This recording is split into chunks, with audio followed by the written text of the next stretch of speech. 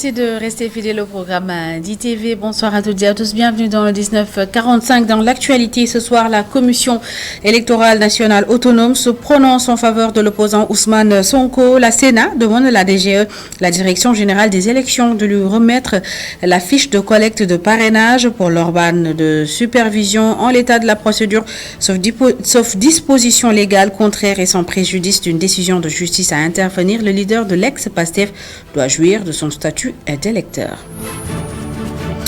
Et puis nous sommes à 18 32 473 Sénégalais en 2023 selon le 5e recensement général de la population et de l'habitat au Sénégal, avec 49,4% de Sénégalaises et 50,6% de Sénégalais. Plus de la moitié de la population est âgée de moins de 19 ans, 3,8% est du troisième âge. Le poste de la Sénélec de Bel-Air visité hier nuit par les flammes. L'incendie a entraîné des perturbations dans la fourniture en électricité dans certains quartiers de Dakar. La Sénélec rassure, des dispositions ont été prises pour assurer une alimentation correcte en électricité dans les zones impactées. Et puis chaque mardi, la rédaction vous propose la rubrique Réussir au Sénégal, à la rencontre ce mardi du styliste Sidi Dia, propriétaire de Dia Style, boutique spécialisée à Tradimoderne.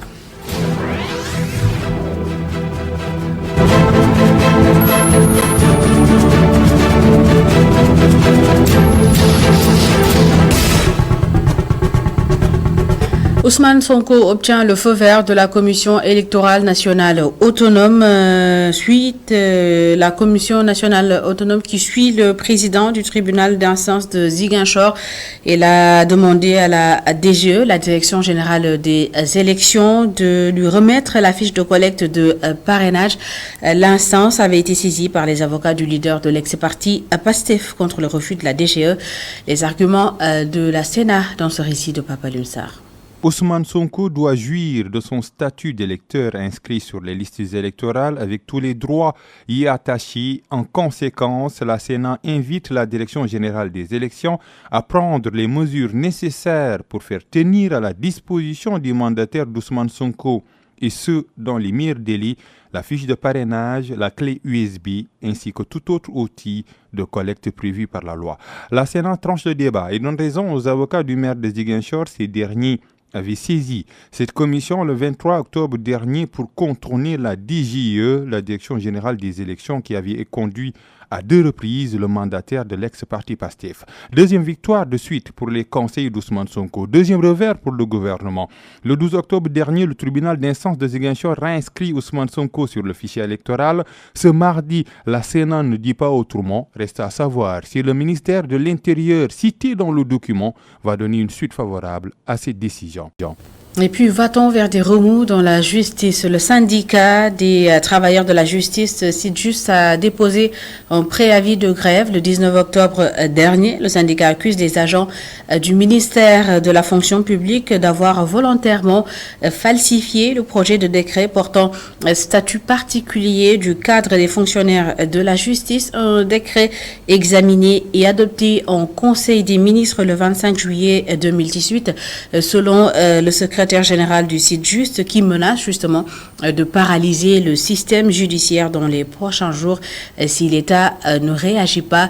El Hadj Boun Malik Diop est interrogé par El Hadj Malik Cissé.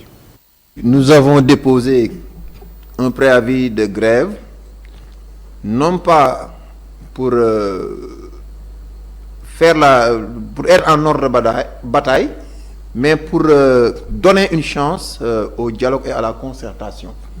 Nous avons voulu par cet acte mettre le ministre de la fonction publique devant ses responsabilités, parce que le ministre de la Justice lui a communiqué un projet de décret pour que celui-ci soit porté à la signature du président de la République suivant les attributions du ministre de la fonction publique. Mais celui-ci a montré un manque de solidarité gouvernementale et ne veut pas aller dans le même sens que le ministre de la Justice, qui lui veut corriger les effets pervers d'un sabotage perpétré par des juristes au ministère de la fonction publique, qui ont eu l'outrecuidance et le culot d'avoir dénaturé les délibérations du gouvernement survenues à l'occasion du Conseil des ministres du 25 juillet 2018. Le statut fait passer les greffiers de la hiérarchie B2 à la hiérarchie A2. C'est-à-dire que c'est une opération qui fera que maintenant, le greffier ne sera plus un fonctionnaire Bac plus 2, mais Bac plus 5.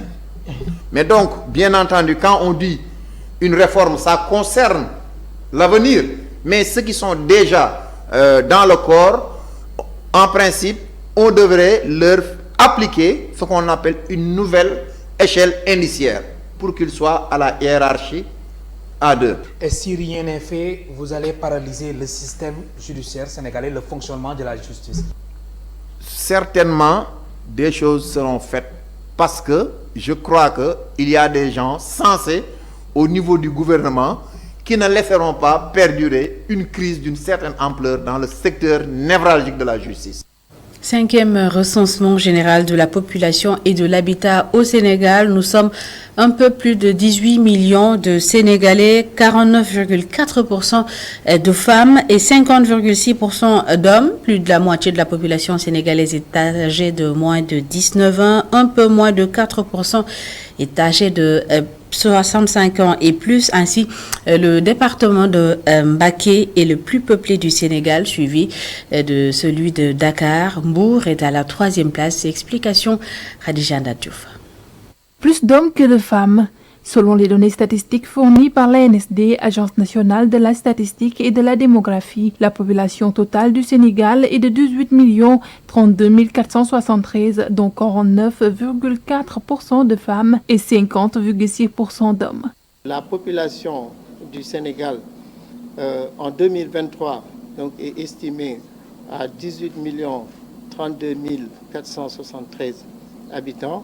C'est une population aussi qui est pour la première fois marquée par un rapport de masculinité de 102,6 qui est donc en faveur des hommes. Donc c'est une sorte d'inversion ou de basculement, comme vous pouvez l'appeler, qui fait qu'on a 50,6% d'hommes contre 49,4% de femmes.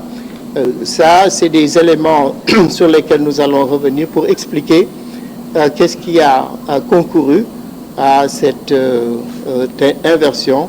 Beaucoup de dynamiques expliquent cela. Le département de Mbacké est le plus peuplé, suivi de celui de Dakar. Cependant, les plus fortes concentrations humaines sont observées à l'ouest, au centre et au nord du pays, selon le directeur général de l'ANSD. Quelques mouvements au niveau des départements, avec le département de Mbacké qui devient donc le premier département du Sénégal, suivi par le département de Dakar. Dans la région de Thiès, nous avons aussi le département de Mbour qui prend le dessus sur le département de Thiès. Mais ça, c'est des détails sur lesquels on reviendra beaucoup plus avec le rapport provisoire. Selon les statistiques, le Sénégal dispose d'une population très jeune, dont la moitié a moins de 19 ans. Une population marquée surtout par sa jeunesse, avec un âge médian de 19 ans, avec une population jeune de 75%, 75% effectivement de la population a moins de 35 ans. Avec 9% du budget, soit 23 milliards d'investissements de l'État du Sénégal dans ce recensement, l'ANSD parle d'un recensement de qualité avec un taux de couverture de 96,2%, soit un taux de mission de 3,8%. Et puis le ministre auprès du ministre de l'eau et de l'assainissement a été à Touba pour s'enquérir de la situation après le débordement d'un bassin de rétention des eaux pluviales situé à Pofdi, une localité de la ville sainte. Issa Diop rassure les populations et annonce la réfection du site. Tous les services sont justement mobilisés pour résoudre définitivement ce problème selon Issa Diop, que je vous propose d'écouter au micro de notre correspondant sur place, Goranda Klo. La situation par rapport à l'accident qui s'est produit le samedi, donc, la fissure de la digue qui a amené quelques dommages ici au niveau de Touba, particulièrement au niveau du bassin de Pofdi. Vous avez trouvé les techniciens de l'ONAS, en l'occurrence le directeur des travaux, les services de Henan Chine, mais aussi de la municipalité de Touba, donc pour voir que l'accident a été vraiment pris en charge très tôt et qu'il y a eu des solutions. Il y a eu des impactés, comme vous le savez, quand il y a ce genre de situation, ça ne manque pas de dommages. Donc certains champs ont été envahis par les eaux. Donc nous allons instruire le gouverneur de la région de mettre en place une commission de recensement des impactés. Donc après, on pourra, en relation avec les services de l'ONAS qui sont engagés, donc vous avez entendu vous-même, le directeur des travaux, parlant au nom du directeur général qui a pris l'engagement vraiment de pouvoir dédommager ces personnes impactées. C'est une question qui est prise en charge par l'État, mais comme vous le savez, toutes les questions qui tournent autour de l'assainissement demandent des études approfondies. Donc ce travail-là est en train d'être fait. On a identifié une grande partie de Touba où la nappe phréatique est affleurante.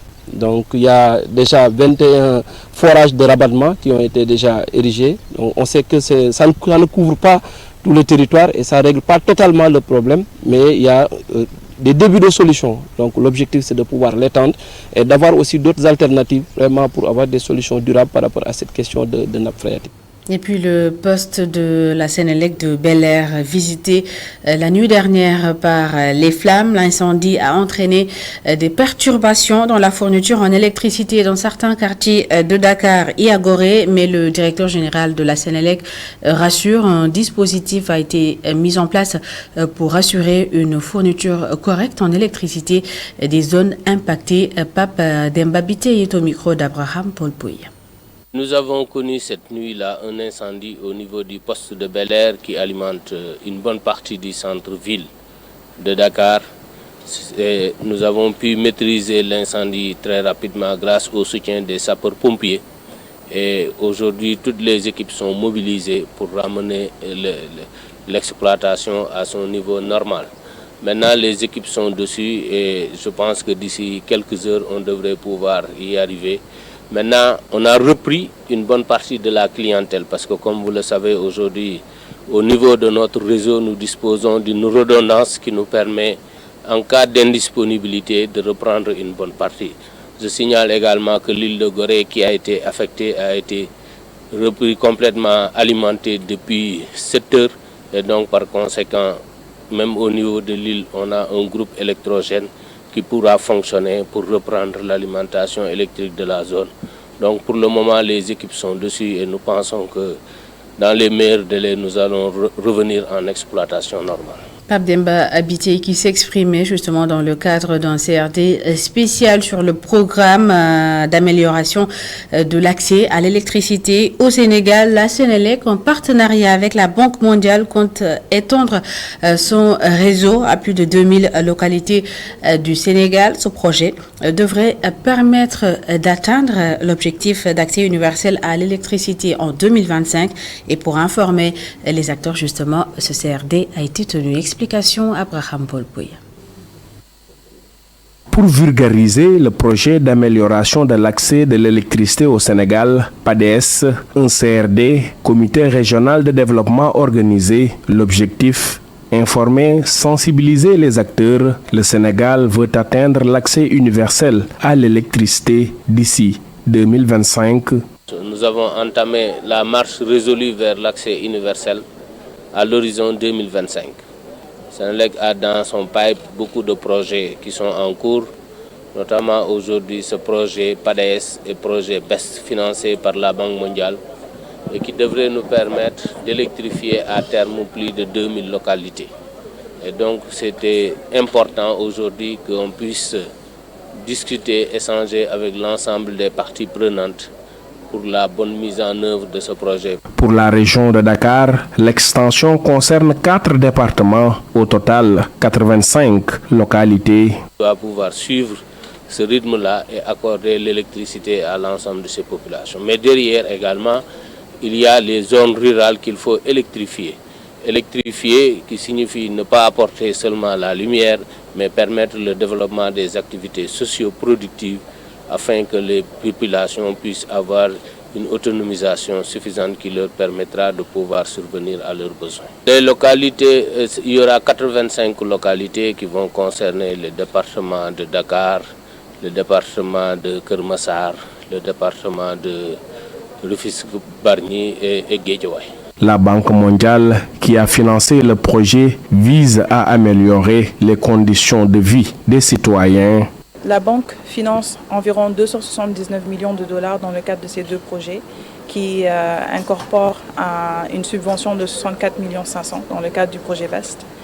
Et nous espérons atteindre 297 000 ménages dans le cadre de ce projet et qui inclut une attention particulière pour les ménages vulnérables et des accompagnements pour les autoproducteurs et pour assurer des activités génératrices de revenus. La Sénélec, qui est chargée de la mise en œuvre, s'engage à exécuter les travaux dans les délais.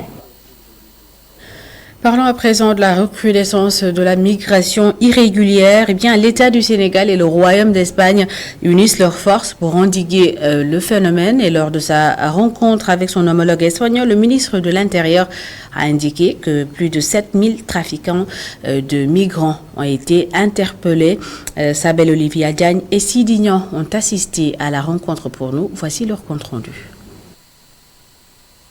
Les jeunes Sénégalais continuent d'affluer vers l'île Canaries par la mer, un phénomène emportant des centaines de jeunes que les autorités des 2 pays veulent stopper. C'est dans ce contexte que le ministre de l'Intérieur, Maître Sidiki Kaba, réaffirme la volonté du Sénégal de combattre le fléau. Mais nous sommes convenus que ce qu'il faudrait combattre avec force, c'est l'immigration irrégulière. Le Sénégal a montré sa détermination, comme le président de la République Macky Sall a eu à nous le dire, en mobilisant l'ensemble des forces de défense et de sécurité. Et c'est ce réseau qu'il faudrait combattre. Et nous sommes convenus également que nos 2 pays doivent continuer à travailler et dans le cadre de l'Union européenne pour essayer davantage de trouver les meilleures solutions à l'avenir pour que le partenariat entre nous puisse déboucher sur des résultats positifs entre nos 2 pays. Avec cette nouvelle politique de lutte contre l'immigration clandestine, plus de 7000 arrestations ont été effectuées et certains seront rapatriés. Nous avons touché toutes ces questions, nous avons des chiffres entre 2006, alors évidemment 2023, et les chiffres, on peut dire que les chiffres de 2023 étaient beaucoup plus élevés parce que d'un seul coup nous avons vu qu'il y a eu donc des départs massifs.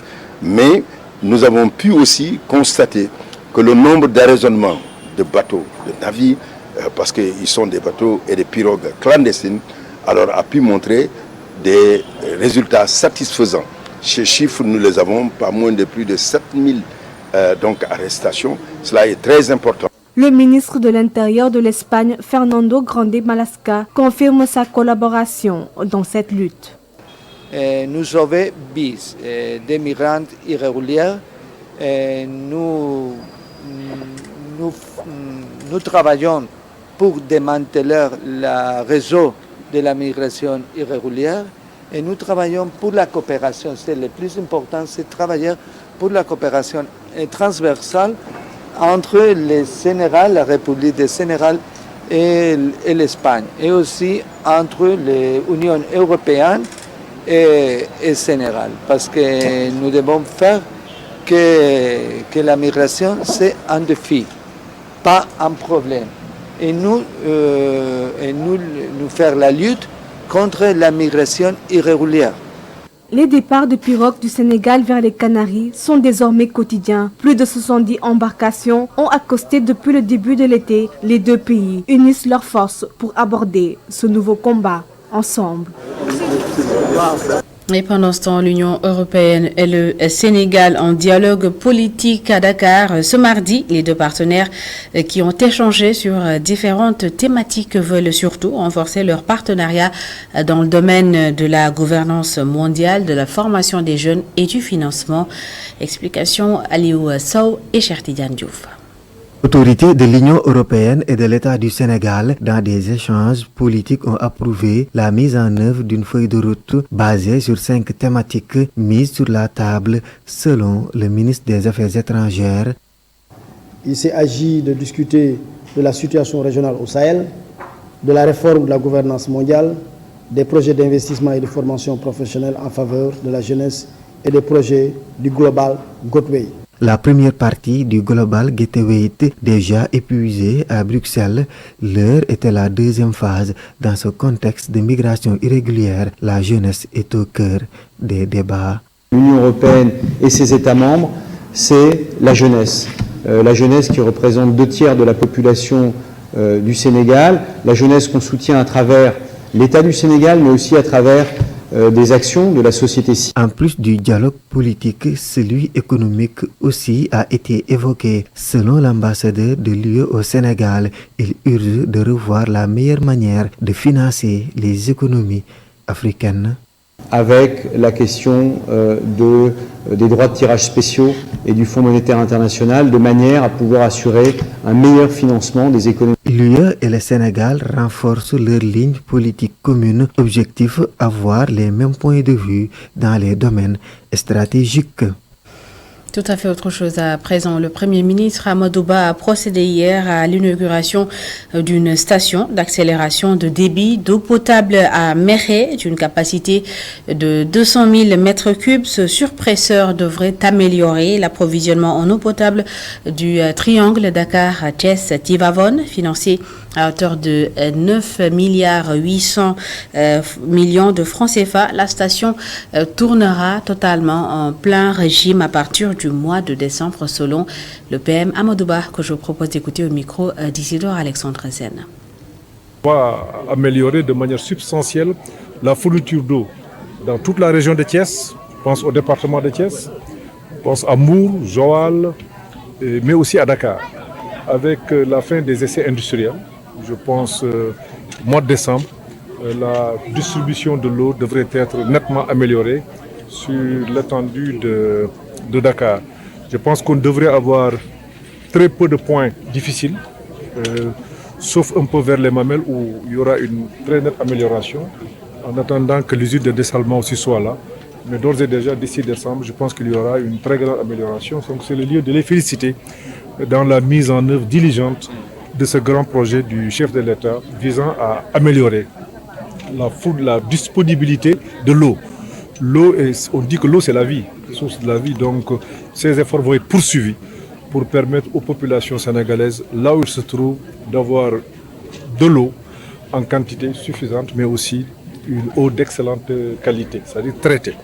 Nous avons vu une usine très moderne, donc c'est le lieu de féliciter tous ceux qui sont les ingénieurs qui sont là, mais au-delà des ingénieurs, je pense au personnel qui est là et qui permet quand même de faire fonctionner cet outil qui est essentiel pour l'approvisionnement en eau de la région de Thiès, mais aussi de Dakar. Donc d'ici en décembre ou plus tard, la fourniture d'eau devrait être nettement améliorée dans la région de Dakar. Pour Thiès déjà, on a constaté nous-mêmes qu'il y a eu quand même une forte amélioration. En tout cas, le gouverneur nous a fait un rapport là-dessus. Hier, nous avons échangé avec les populations et c'est ça l'objet de la visite. C'est de vérifier au-delà des rapports que nous recevons que sur le terrain, effectivement, le ressenti, il est là. Donc pour ce projet, donc, je dirais bravo à toutes nos structures. Octobre rose à l'hémicycle, les femmes parlementaires ont organisé une journée de sensibilisation sur les cancers chez la femme, une journée placée sous le thème la prévention et la prise en charge des cancers, le rôle et la place de l'Assemblée nationale. Et devant la LISCA, le président de l'Assemblée nationale a pris l'engagement d'augmenter les allocations financières pour permettre une meilleure prise en charge des malades du cancer. Plus de détails avec Mamsé Boubabou et Chertidiane Diouf. L'Assemblée nationale sensibilise les femmes sur les maladies du cancer. Par ce geste, l'hémicycle mise sur la prévention pour stopper la maladie. Je pense que le point le plus important dans cette journée-là, c'était de permettre aux femmes de l'Assemblée nationale en général, aux collègues députés femmes aussi, mais aussi à tous celles qui sont venues aujourd'hui à l'Assemblée nationale, de savoir exactement quels sont les facteurs qui peuvent causer les types de cancer. Présente à la journée de sensibilisation des femmes de l'Assemblée, la présidente de la LISCA souhaite une augmentation du budget du ministère de la Santé pour prévenir le cancer. Le plaidoyer que j'ai fait, c'est qu'on donne beaucoup plus de moyens au ministère de la Santé pour investir dans la prévention et le dépistage précoce.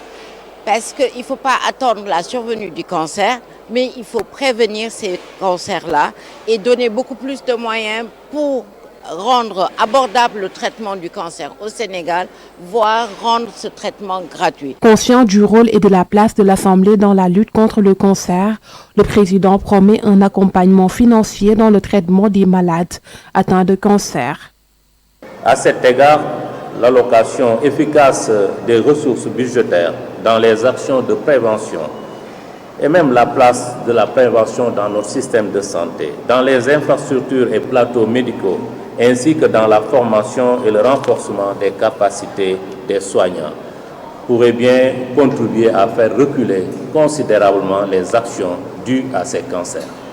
L'Assemblée pourra également appuyer les initiatives et actions du gouvernement allant dans le sens de mettre en œuvre des incitations financières ou fiscales pour les activités de recherche et pour les établissements spécialisés dans le traitement de ces cancers. Le cancer fait beaucoup de victimes au Sénégal, c'est pourquoi l'Assemblée nationale compte désormais miser sur la prévention pour barrer la route à la maladie.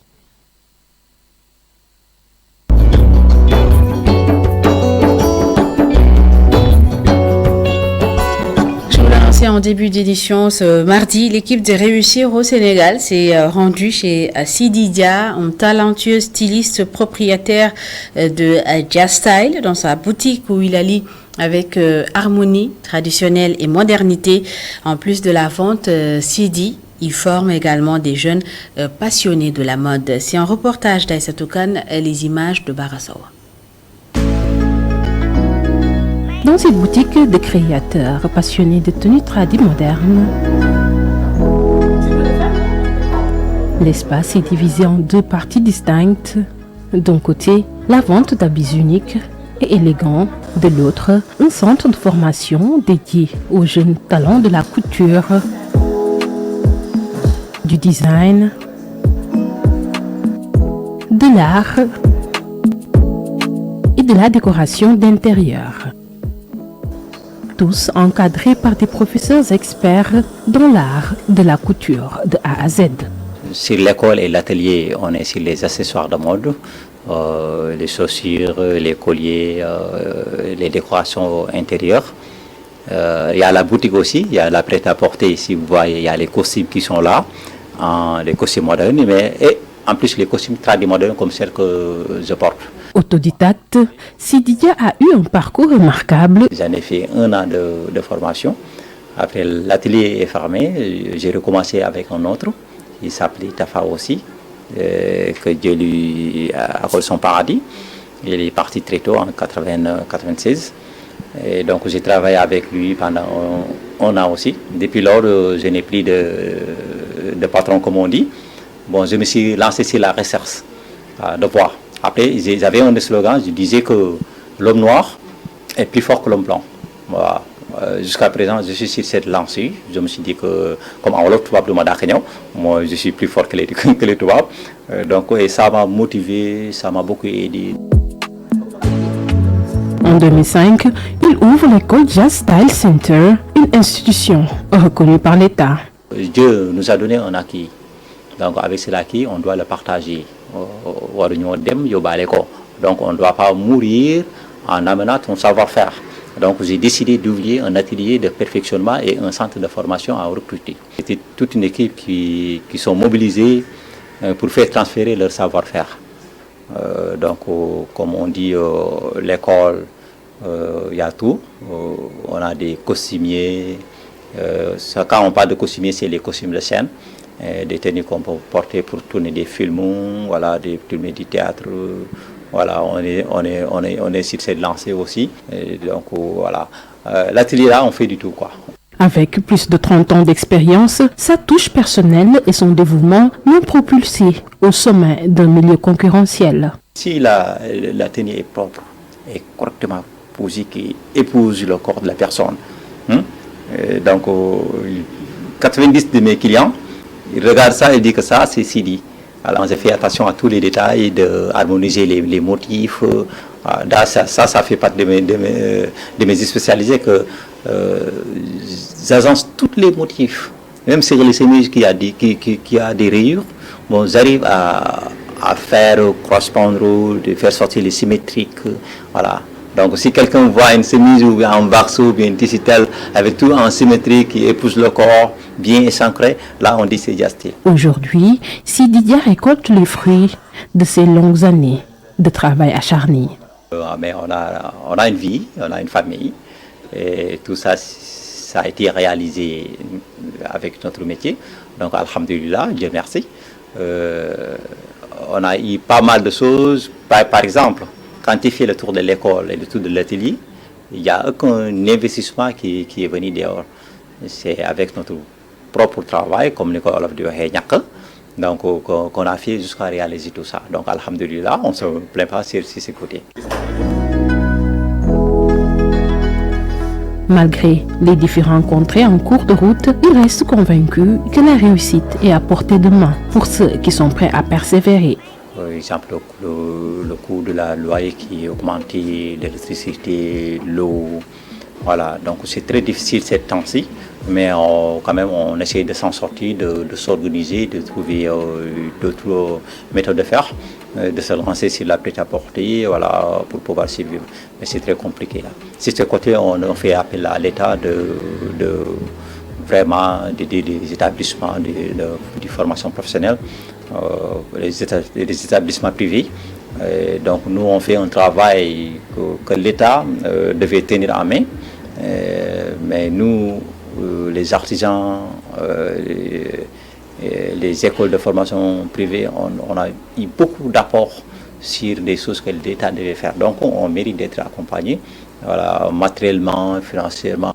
C'est difficile, mais on arrive à vivre quand même, alhamdulillah. Cet espace, Dia Style, représente bien plus qu'un simple lieu de travail. Il incarne la persévérance de Sidi et son amour inébranlable en un avenir meilleur.